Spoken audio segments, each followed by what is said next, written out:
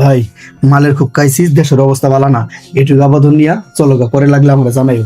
ভাই মাল তো দিলেন, একটা অফার আছে।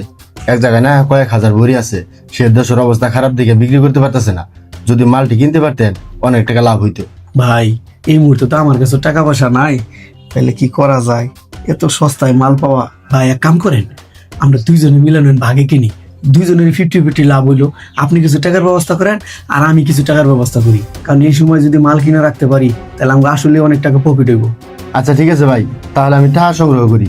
আচ্ছা ঠিক আছে, চলেন তাহলে। ভাই এই যে লোক।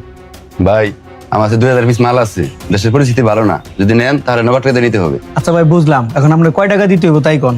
ভাই 2000 পিস মাল আছে, যদি নেন 4 লাখ টাকা দাম আসে, 3 লাখ টাকা দিতে হবে। এই জোহের, এই গাড়ি নিয়ে আইছ 3 লাখ টাকা মাল কিনা, মালই তো এখন বিক্রি করা যাইতেছে না, কি ঘরে নিয়ে বহে রাখবো নাকি? ভাই শুনেন, যদি 1 লাখ টাকা দেন তাহলে মাল আমারে দিতে পারেন, নাহলে আর কিনা সম্ভব না। কি কস? ঠিক আছে ভাই, আমাদের কাছে এমনি টাকা পয়সা নাই, 1 লাখ টাকা দাম করছে, যদি হয় ভাই দিতে পারুন। ভাই টাকা 1 লাখই, তাহলে টাকা রেডি করেন, মাল দিয়ে আমি খালাসি চলে যাই। তাহলে জোহের, আপনি যাইয়া টাকার ব্যবস্থা করেন, আমিও দেখি কিছু ব্যবস্থা করতে পারি নাকি, চালু করে যান। আচ্ছা ভাই থাকেন, আমার আগে গিয়ে ভাই তুমি ব্যাংক থেকে টাকা তুলছো গে, তাও আবার 50,000 টাকা? এত টাকা দিয়ে তুমি কি করো?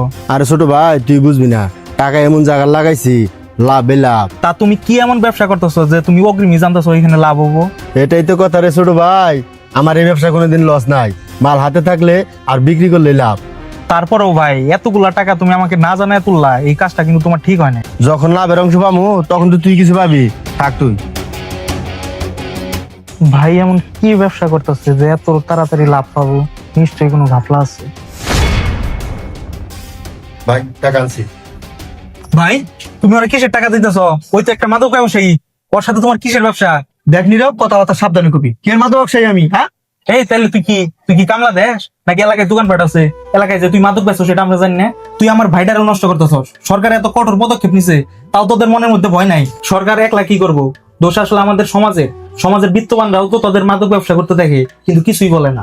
সমাজের মানুষেরা যদি পদক্ষেপ নিত, তোদের মতো মাদক ব্যবসায়ীরা মাদক ব্যবসা করা তো দূরের কথা, রাস্তায় বেরোনো সাহস পাইতো না। আর শোনো বড় ভাই, তুমি কাম কাজ কোনো কিছু করো না, আমি ছোট একটা চাকরি করি, সেই টাকা দিয়ে আমাদের সংসার চলে। আর আমার সেই কষ্টের টাকা দিয়ে তুমি ব্যবসা খুঁজে বাই করছো, এই তোমার ব্যবসা না? শোনো ভাই, তোমাদের দুজনরে যদি কোনোদিন একসাথে দেই তাহলে আমি কিন্তু আইনের আশ্রয় নিতে বাধ্য হবো।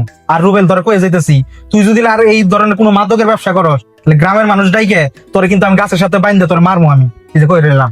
শুধু শহরে নয়, গ্রামে এখন অনেকে মাদকের রাজত্ব করতেছে, তাই প্রশাসনের পাশাপাশি গ্রামের মানুষদেরকেও পদক্ষেপ নিতে হবে।